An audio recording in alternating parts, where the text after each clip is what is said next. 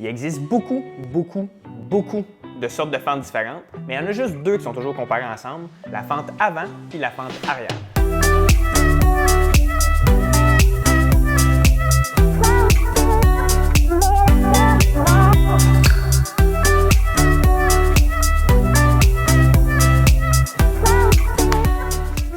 On va essayer de faire ça short and sweet, 2 minutes, c'est beau, c'est fait. Pour commencer, une fente que ce soit avant ou arrière, ça commence debout puis ça finit avec des angles de 90 degrés pas mal partout. Si on maîtrise ça, il ne reste plus qu'à éviter d'affaisser le genou avant, mais aussi les deux pieds. Le pied avant va souvent se placer avec le genou avant, mais le pied arrière manque des fois d'amour de temps en temps. À ce temps que les critères d'exécution sont dits, c'est quoi la différence entre la fente avant et la fente arrière, excepté le fait qu'il y en a une qui va vers l'avant et l'autre vers l'arrière? Dans la fente avant, le poids de notre corps se déplace vers l'avant et vers le bas en genre de chute libre avant que le pied avant se positionne pour pouvoir poursuivre la descente vers le bas. Ça veut dire qu'il y a un certain momentum à absorber dans la descente, mais aussi à recréer dans la montée. Sinon, on resterait pris en fente statique pour le reste de notre vie.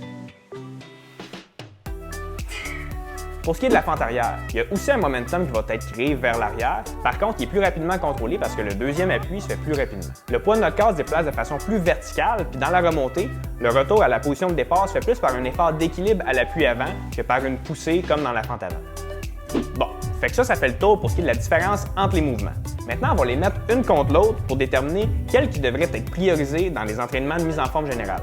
Côté activité musculaire, laquelle bénéficie de plus de temps sous tension. Si on prend une fente avant et arrière qui prennent le même temps, la fente avant perd un peu de temps à cause de sa chute libre puis la petite poussée en fin de mouvement, donc le point va à la fente arrière.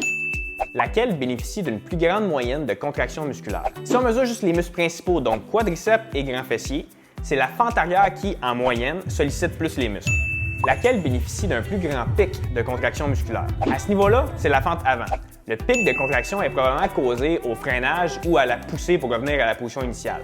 Par contre, il y a un mais. Si on regarde côté sécurité à l'entraînement, usure et compagnie, laquelle est la moins stressante pour le genou avant? La fente avant cause plus de force de cisaillement. C'est probablement un mix entre la direction que notre poids du corps prend et le freinage qui doit être fait. Le cisaillement, c'est quand l'os de la cuisse, le fémur et le tibia, l'os de la jambe, frottent comme ça ensemble.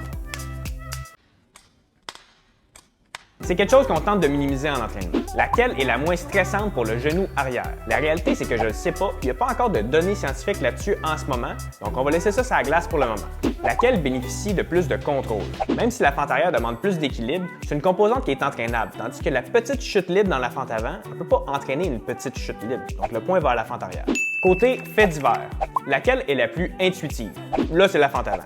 Le fait qu'on peut voir où on va mettre notre deuxième appui la rend souvent plus intuitive pour les débutants. Par contre, les deux fentes devraient passer par l'apprentissage de la fente statique pour le bon positionnement. Laquelle est la plus fonctionnelle à la vie de tous les jours? Dans ce cas-ci, c'est la fente arrière.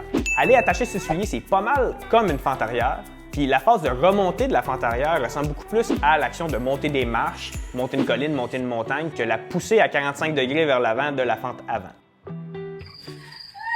Même si la fente arrière l'emporte haut la main, ça veut dire que la fente avant est mauvaise et elle doit être bannie de tous nos mouvements?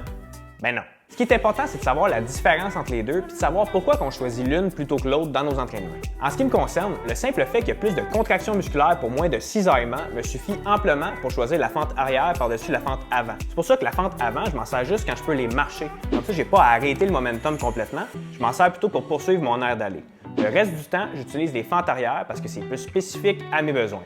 Parce que l'important, c'est d'être spécifique à nos besoins. Donc, c'est ce qui conclut le combat entre fente avant et fente arrière. Bon, là, je sais, j'ai lamentablement échoué ma limite de 2 minutes, mais j'ai essayé et j'ai échoué. Puis l'échec fait partie de la croissance, puis il faut continuer à croître dans la vie. Puis si vous avez aimé la vidéo, j'encourage à aimer la page. Si vous avez appris de quoi, invitez vos amis, votre famille à aimer la page. C'est bon pour eux.